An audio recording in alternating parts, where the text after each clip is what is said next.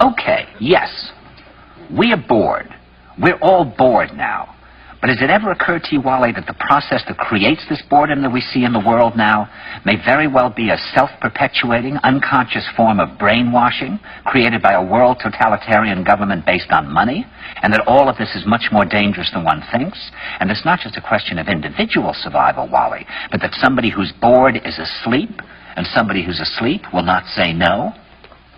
See, I keep meeting these people. I mean, just a few days ago, I met this man whom I greatly admire. He's a Swedish physicist, Gustav Bjornstrand, and he told me that he no longer watches television, he doesn't read newspapers, and he doesn't read magazines.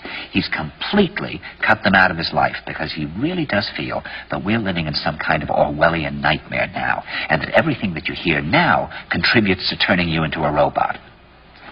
And when I was at Findhorn, I met this extraordinary English tree expert who had devoted his life to saving trees. He just got back from Washington, lobbying to save the redwoods. He's 84 years old. He always travels with a backpack because he never knows where he's going to be tomorrow. And when I met him at Findhorn, he said to me, "Where are you from?" And I said, "New York." He said, "New York, yes, that's a very interesting place. Do you know a lot of New Yorkers who keep talking about the fact that they want to leave but never do?" And I said, "Oh, yes." And he said, "Why do you think they don't leave?" I gave him different banal theories. He said, "Oh, I don't think it's that way at all." He said, "I think that New York is the new model for the new concentration camp, where the camp has been built by the inmates themselves, and the inmates are the guards, and they have this pride in this thing they've built. They've built their own prison, and so they exist in a state of schizophrenia, where they are both guards and prisoners, and as a result, they no longer have, having been lobotomized, the capacity to leave the prison they've made, or to even see it as a prison." And then he went into his pocket and he took out a seed for a tree and he said, "This is a pine tree." He put it in my hand and he said, "Escape before it's too late."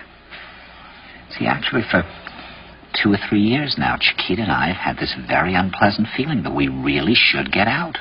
And we really should feel like Jews in Germany in the late 30s. Get out of here. Of course, the problem is where to go, because it seems quite obvious that the whole world is going in the same direction.